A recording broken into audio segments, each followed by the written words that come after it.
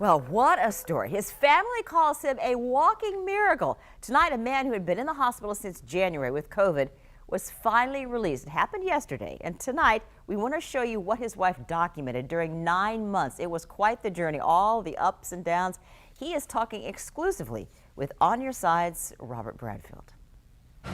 Come back. You gotta save my life. Matt Rogers had to wait 227 days to say his goodbyes, leaving the Mayo Clinic in Jacksonville Wednesday after a COVID diagnosis in January. It was a true miracle, and it's a blessing. The Medic Air Evac flight nurse ended up in 3 hospitals and on an ECMO machine, which helped his lung and heart function.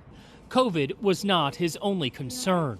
Doctors performed a double lung transplant and a double bypass in the same surgery, a first for the Mayo Clinic. I think about how is it fair that I survive and so many don't. Doctors told Matt's wife and 2 sons he was not expected to survive and gave them do not resuscitate papers, but they refused to sign them. My wife said a DNR was unacceptable. Matt spent hours in physical therapy, his wife recording his progress.